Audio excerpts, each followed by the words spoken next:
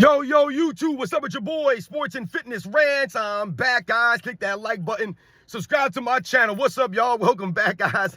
Welcome back, man. Got another great video for you guys today. As usual, you guys know the deal on this channel. It's all about setting the record straight, stopping the lies, stopping the narratives, stopping them from rewriting their history, guys, and holding the standard. We must continue to do this. And in this video, we're going to talk about Tracy McGrady and this list that I saw him give out of his top 5 scores of all time.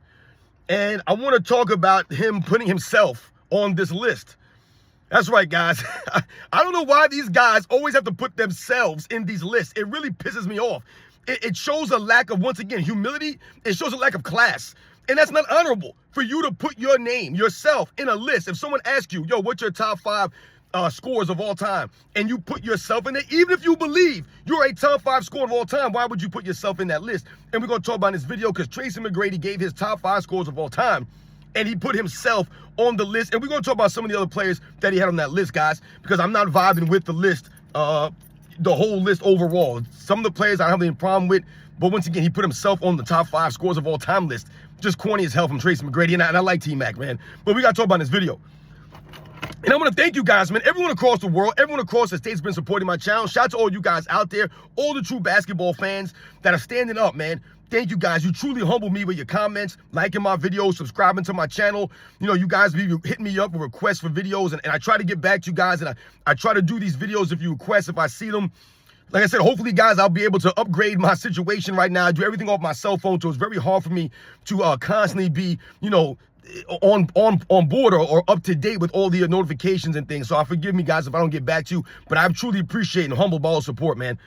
And you guys know what to do. Turn the volume all the way up. Hit that play button. Remember, these videos are for educational purposes. And let's roll.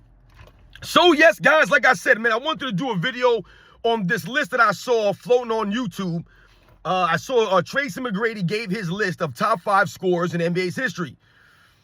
And like I said, man, I like Tracy McGrady, man, as an all-time player. You know, I always liked his game. You know what I'm saying? I have no problem with Tracy McGrady. But the man put himself on this list. All right? Now, we're going to go over this now. I'm going to give you guys the rundown of the 5 players that he mentioned. And obviously, like I said, he put himself there at number 5, which I don't get why you would do that, man. Like I said, you make yourself look stupid, Tracy McGrady. These guys, they're out of touch with reality. And once again, they lack humility, these guys. Why can't these guys be no level of humility? They're not humble at all.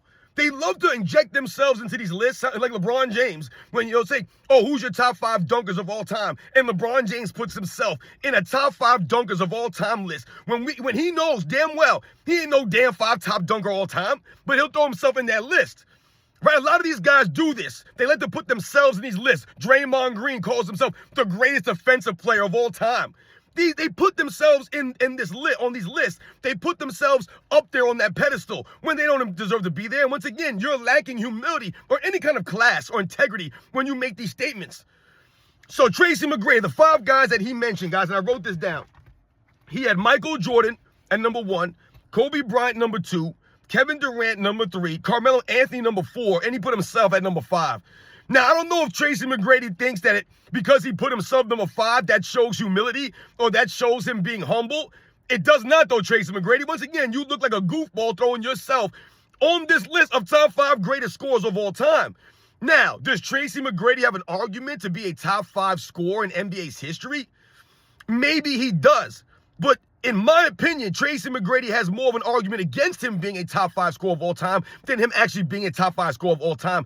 And once again, we could talk about the injuries for Tracy McGrady cutting his career short and not really allowing him to, you know, reach his full potential for any extended period of time. And yes, we could say maybe he would have won a couple of more scoring titles, or maybe we could have judged him a little bit better and said, yes, he's one of the 5 greatest scorers in NBA's history. But his career did not live up to that because of the injuries and things of that nature. But Tracy McGrady's an all-time great scorer. This is no knock on Tracy McGrady. What I'm saying here that he's not one of the all-time great scorers. I just don't believe that Tracy McGrady is a top 5 scorer of NBA's history, and I don't believe that he should have put himself on this damn list. Like, my goodness, man. You put yourself as number 5, Tracy McGrady. Once again, you come off as incredibly, as lacking any kind of humility.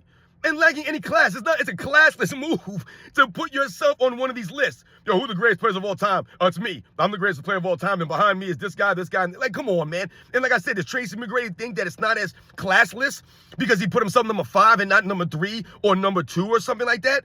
Like, come on, man. Now, we're going to go through this, okay? And I wrote down, once again, off the top of my head, guys, I wrote down some guys' names. Guys that, to me, when I think about the greatest scorers in NBA's history, these are some of the names that I came up with that you can argue for a top 5, top 10 scores in NBA's history. Now, as far as Tracy McGrady's list is concerned, Michael Jordan is the greatest scorer of all time. Most people would agree with that. He's got the most scoring titles of all time, the highest points per game of all time in the regular season and in the postseason. So things didn't change for Michael Jordan in the playoffs. He kept that same energy, so to speak, in the playoffs. Nothing changed. Also, Michael Jordan playing in a physical, defensive-minded era where guys could hand check you and arm bar you and clothesline you and trip you up and do all this kinds of stuff. So we respect Michael Jordan's scoring ability. But he had Kobe Bryant number 2. Got no problem with Kobe Bryant being in the top 5 list of all-time great scorers. But things after that is where he starts to lose me a little bit. Now, Kevin Durant, yes, we can argue that Kevin Durant's an all-time, top 5 scorer of all time. We can argue, debate that.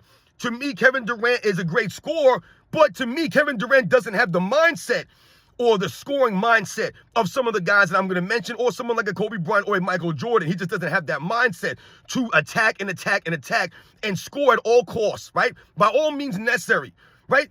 That's not really Kevin Durant. He has the ability to score. He does it effortlessly on the basketball court, it seems, right? But he don't have the scorer's mentality like some of these guys, man, deep down. He just doesn't have it in him. In my opinion, I don't believe Kevin Durant does that. And Carmelo Anthony is a top 5 scorer in NBA. There's no way in hell. No way in hell. Carmelo Anthony is a top 5 scorer in NBA's history, guys. There's not even close. Not even close. I mean, how could you do it? You couldn't do it, man. Not putting Carmelo Anthony up there. And then once again, like I told you, I have no respect for Tracy McGrady putting himself at number 5. So I wrote down some of the guys, like I said, off the top of my head, and some of their numbers, some of the things that they've done, scoring the ball. All right. Now I want you guys to think about Carmelo Anthony. All right, 28.7, I believe, was his average when he won the scoring title. He's got 1 scoring title to his name. 1 scoring title, but he's a top 5 scorer in NBA's history. Now, once again, scoring titles not everything because it also depends on the era you play in, right? So, you know, Carmelo Anthony was going against guys like Kobe Bryant for scoring titles, and maybe even someone like a Tracy McGrady for a scoring title, a Kevin Durant for a scoring title. So there were some guys on that list or on these lists that were scorers that Carmelo Anthony was going against. So the scoring titles are not always indicative of your scoring ability, right?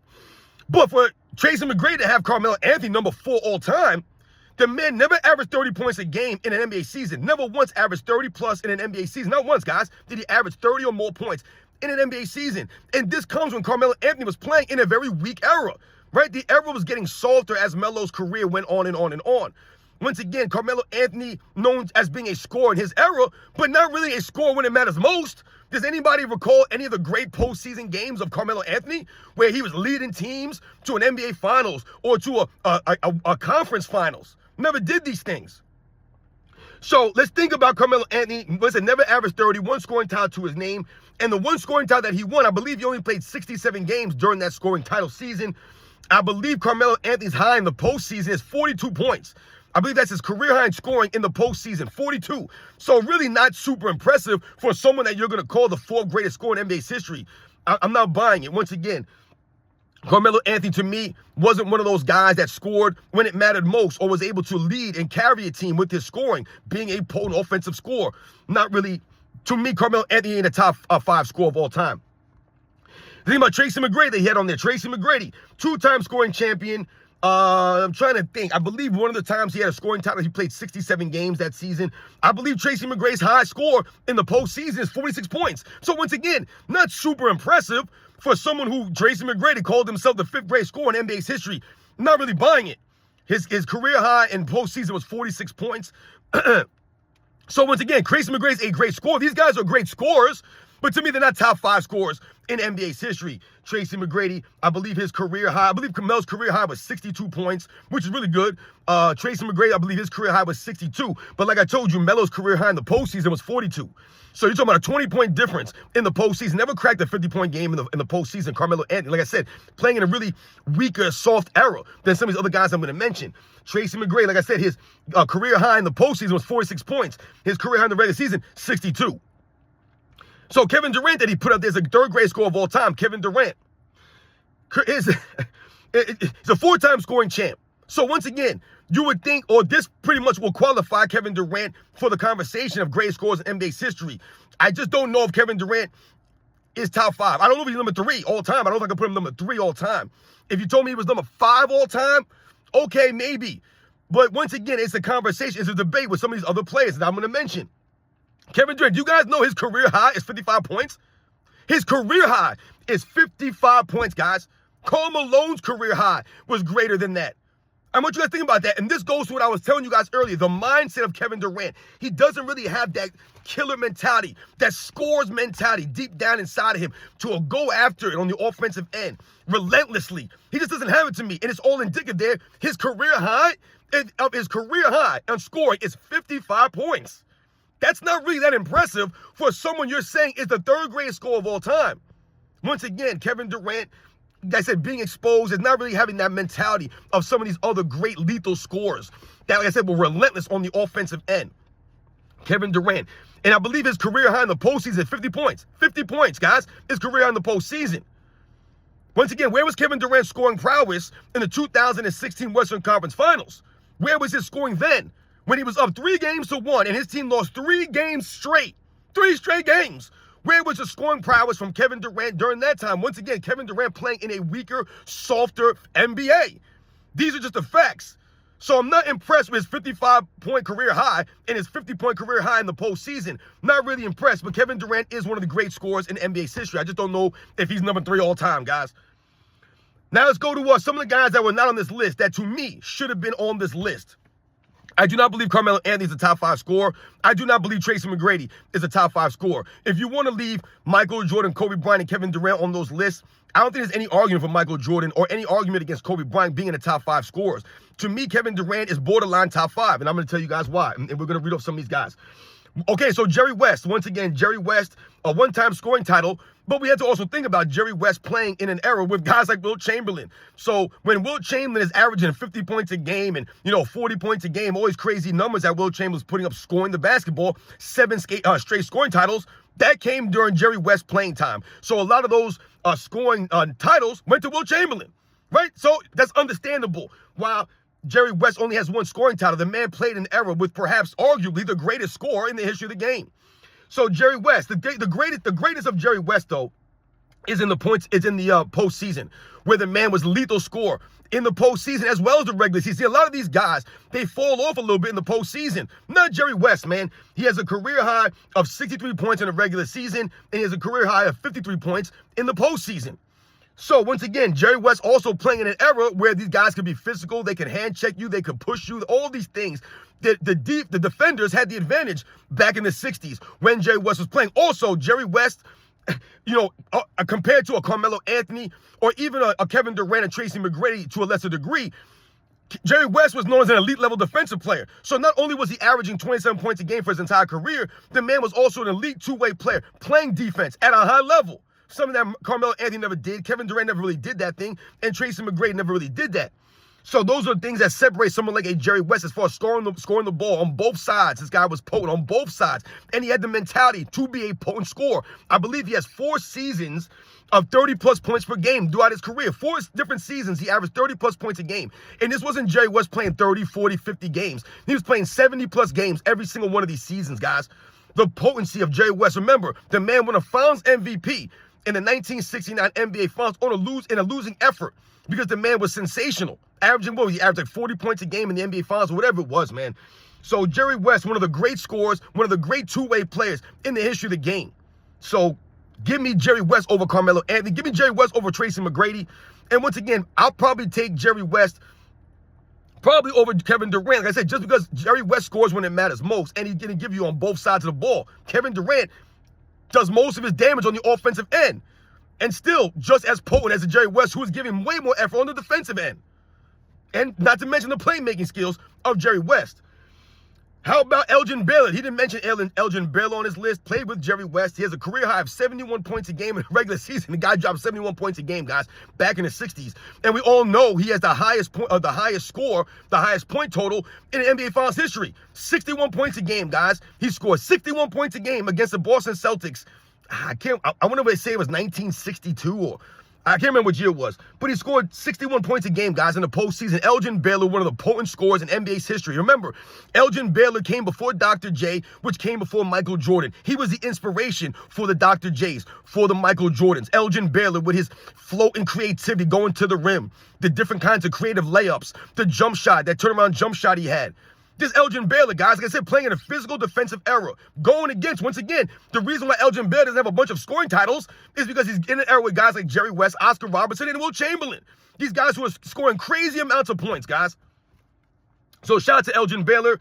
The man averaged like 34 points, 34 plus points per game for like 3-4 straight seasons or something like that, man. I mean, it's absolutely insane what Elgin Baylor was doing, like I said, in that era. How about Will Chamberlain? Tracy McGrady did not put Will Chamberlain on that list. I would have thought automatically Will Chamberlain is a top 5 scorer in NBA's history. Easily top 5 scorer in NBA's history. The man has all the records for scoring the basketball. I mean, the dude scored 100 points in a game. I mean, I believe his career high in the postseason, I believe, is 56 points. But I mean, my God, he's the second highest average in NBA's history, points per game. Him and Michael Jordan, the only guys to average 30-plus points a game for their regular season average. No one else averages 30-plus points a game, guys. No one else.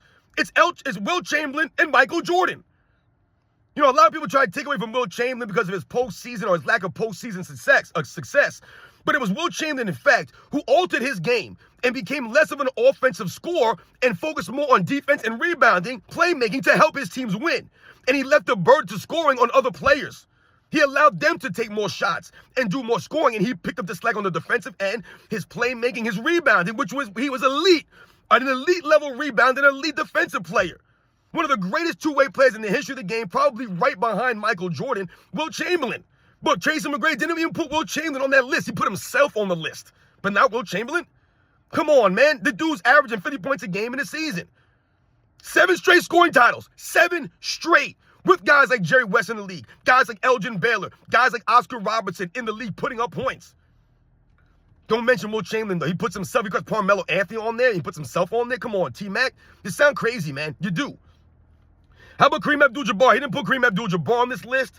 I mean, the dude averaged 30-plus points per game, I believe 4 separate occasions in his career. He was the leading scorer in NBA's history for a long, long time. I believe he has a career high of 55 points a game in the regular season.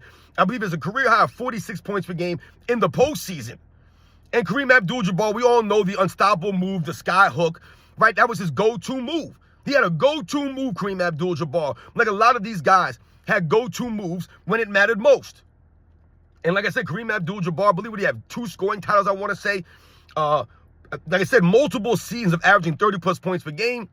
And once again, he did it against other legendary big men in a much more defensive era than someone like a Carmelo Anthony played or Kevin Durant played in. So shout out to Kareem Abdul-Jabbar.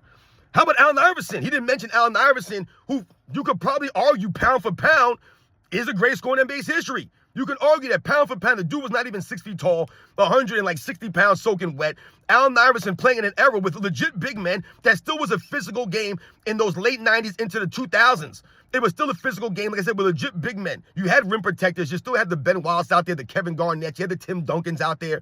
You had an older Dikembe Mutombo out there. You had some of these guys, what's his name? Tyson Chandler, Marcus Camby.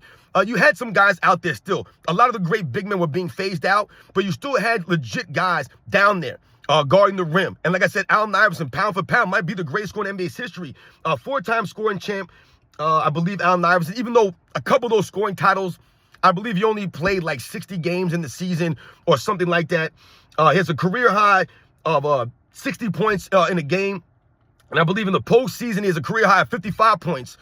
And we all know about one of his legendary performances against the 2001 Los Angeles Lakers. The only loss that they had during the postseason run that they had was to Allen Iverson and the 76ers. And it was Allen Iverson's scoring prowess. Once again, the mentality of Allen Iverson, a relentless scorer. Relentless. It didn't matter if he's missing 5, 10 straight shots. He's going to take that 11th one. He had to carry the offensive load for the Sixers for all those years.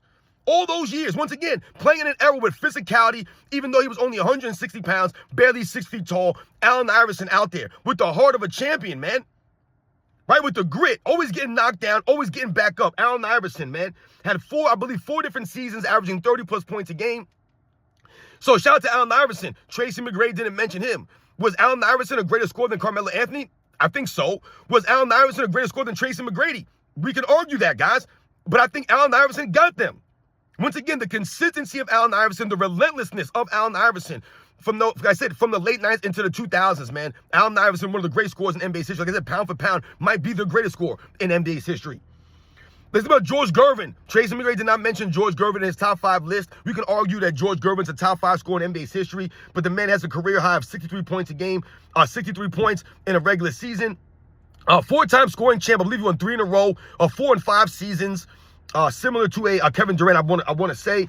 But George Gervin, the Iceman, had a beautiful game. Very creative finishes for George Gervin. Like I said, playing in a more physical era when he played in the ABA and in the NBA. So shout out to the Iceman. Like I said, with his creative finishes, a myriad of different ways to score the basketball. George Gervin, one of the great elite scorers in the history of the game. How about Karl Malone? Didn't mention Karl Malone. Karl Malone, like I said, I told you guys, has a career high of 61 points in a game, which is higher than Kevin Durant's highest score, highest point total in a game. Isn't that crazy? Karl Malone scored more points than a Kevin Durant in a regular season game.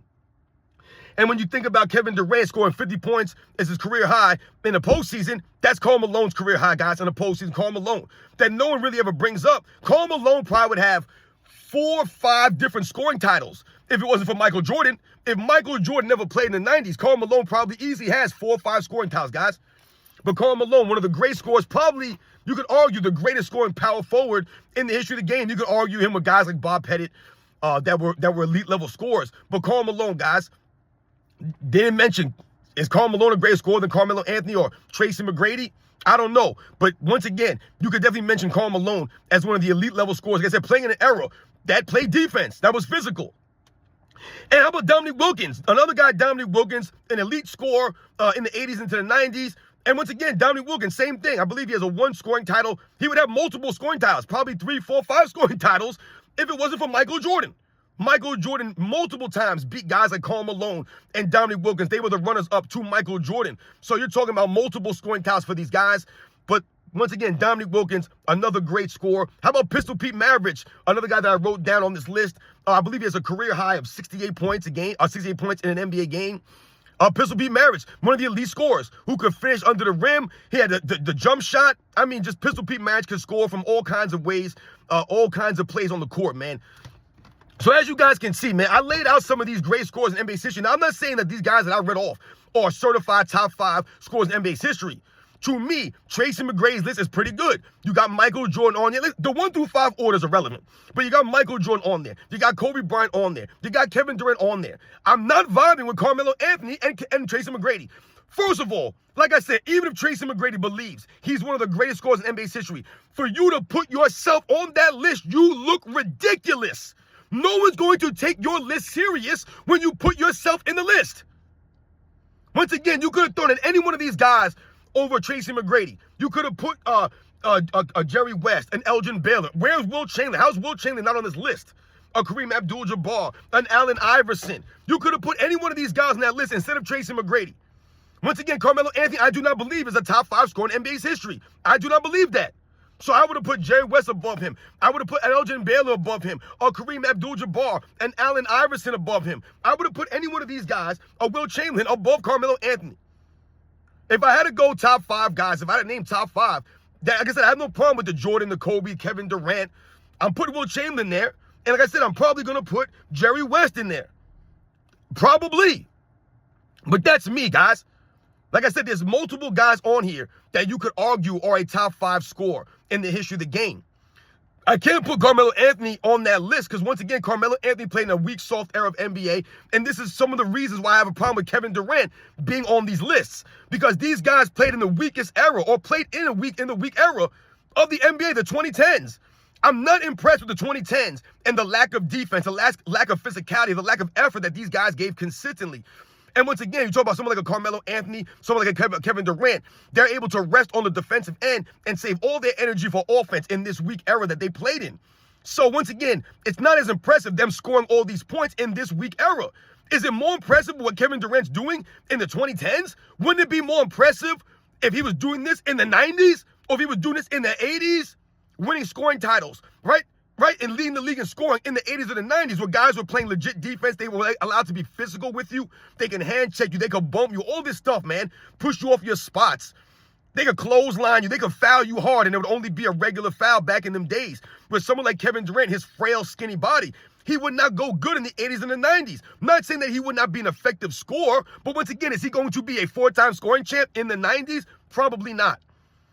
And once again, where's Kevin Durant's scoring prowess in the postseason where it matters most?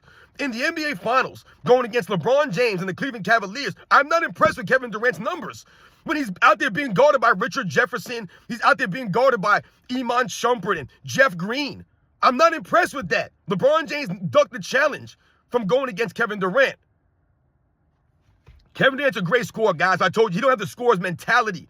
The mentality to be a really potent scorer, to attack guys relentlessly, like some of these guys I mentioned. He don't have the mindset of an Allen Iverson.